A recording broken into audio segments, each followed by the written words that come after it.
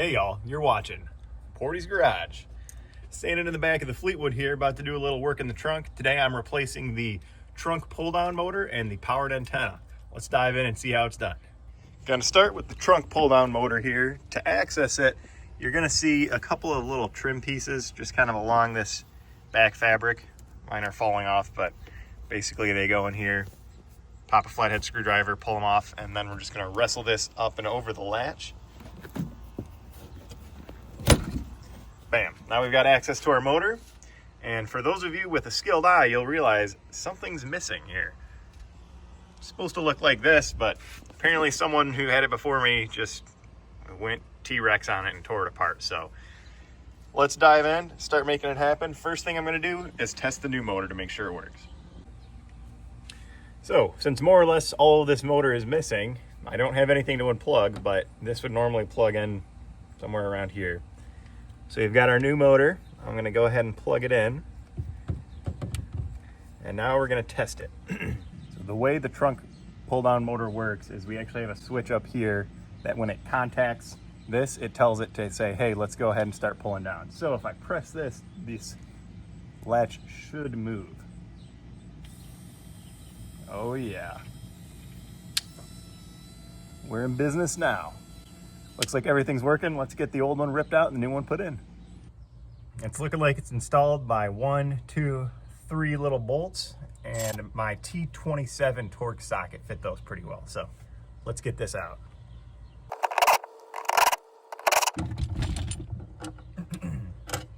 There we go, easy enough. Let's see if we can pop the new one in. Just line it up and sink the bolts back in.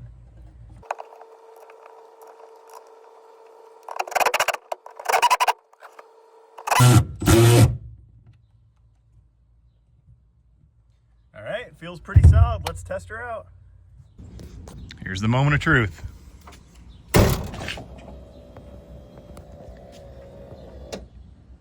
Oh, look at that. Beautiful. Not moving or anything. We're getting a good seal. Now let's make sure she opens back up.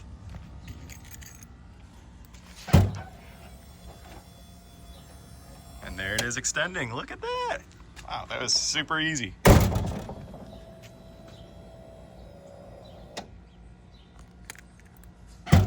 Let's move on to the antenna. So where the trunk pull-down motor was just age, previous owner, who knows what happened on it, I can sadly, unfortunately admit that the antenna was my fault. I drove through one of those drive-through car washes was set up and some sort of brush just caught it and snipped it. One of my little stainless steel pieces is broken. So I'll see if I can show you what it looks like. Maybe it still goes up, but either way, we're gonna be getting rid of this and putting a new one in.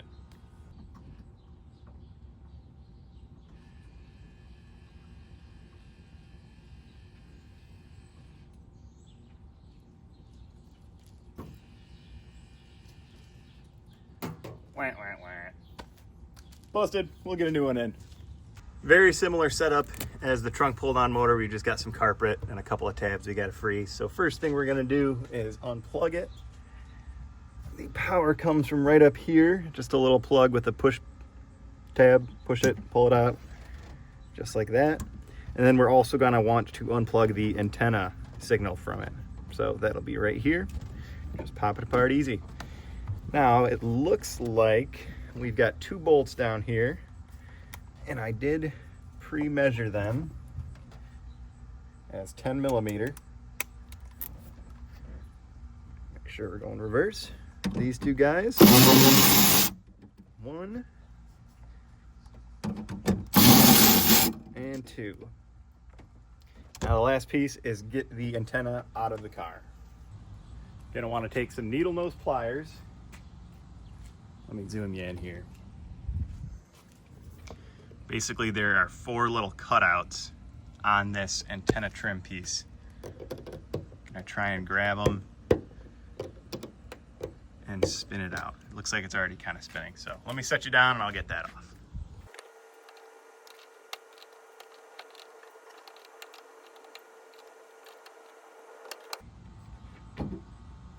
There we go. Trim ring off. Now I should be able to just pull this sucker down and out.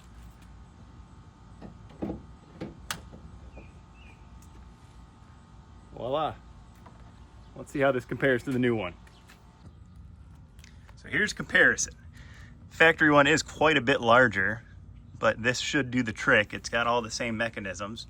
Pretty cool company. It's My Antenna Source or something. Nice little write-up.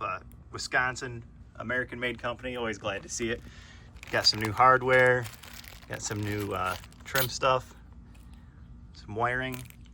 So let's go ahead and see how we can get this to fit. Might have to do a little knavling with it to see, you know, how we're gonna get it to mount onto our existing bracket, but that's what they give you the hardware for. Let's see what we can do.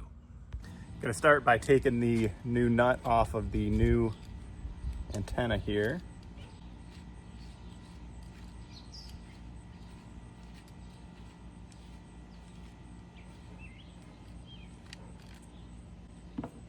I'm guessing this is some sort of tooth thing to line it up, make sure we're looking good. I don't know. Either way, let's put this in and see what happens.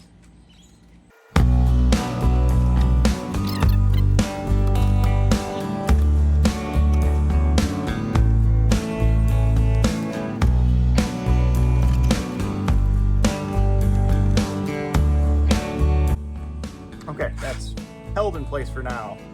Let's go next step. I think I'm gonna try and get this actually affixed to the inside here, and then I can fully get it lined up, make sure the antenna is going straight or everything. So see what creative solution we come up with for this bottom bracket. So the mounting tabs for our new antenna, or sorry, the mounting bolt points, I guess I should say, are on the bottom here. Wondering, I think I'm gonna have to bend this.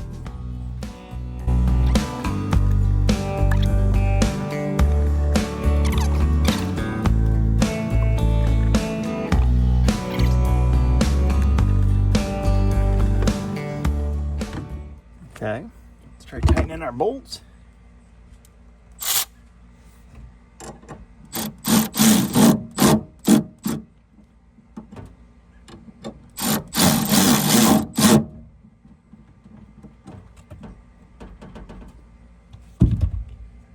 Okay, seems like we're holding on here. Not quite as sturdy as factory or fresh, but I'm not taking this on any ORV trails or anything. All right, let's go back to the top, see if we can finalize this. So back up at the top here, the kit did come with a couple of different antenna bezels. So I was just playing the guess and check game. Like this one, too much of an angle. And if we look at some of these guys, not nearly enough of an angle. I do think I found my Goldilocks, which is right here. Look at that. We're sitting just about perfectly straight. So I'm gonna go ahead with this one. We've got first our rubber gasket, our antenna bezel, and then we'll put our nut on top. And I will do this with both hands.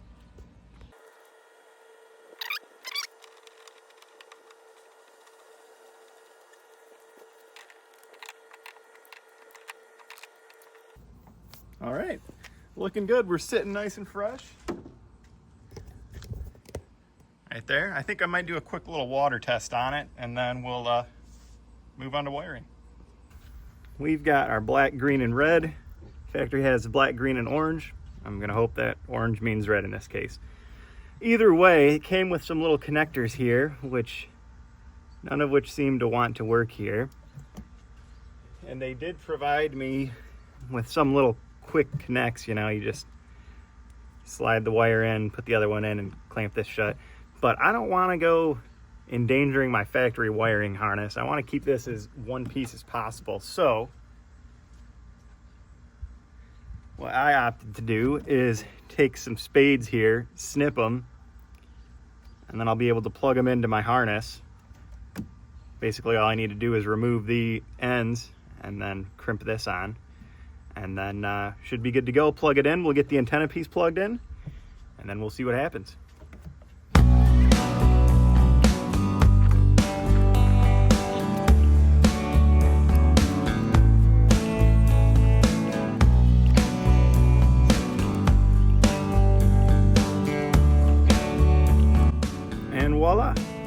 pre-connectors here. I'm gonna let them cool down a little bit. And in the meantime, I may as well get the antenna plugged in.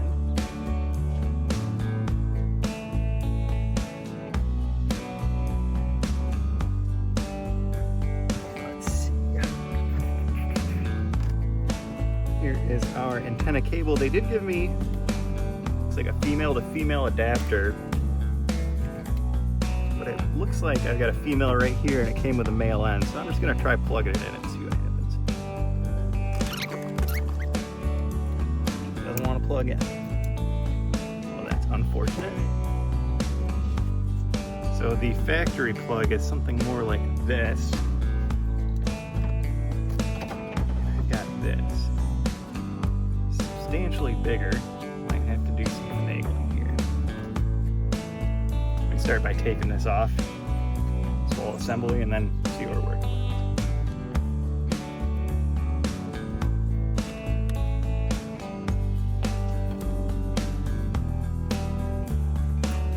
So this does plug into our factory guy here. Looks kind of weird. It isn't super strong. Revisit that, but let's just try and plug it all in to see what happens.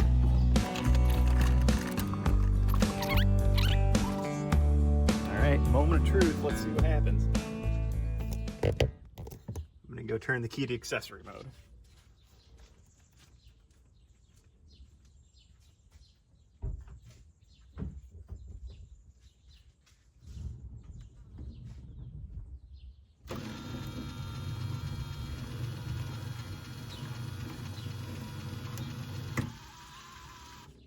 Well, would you look at that? We've got antenna.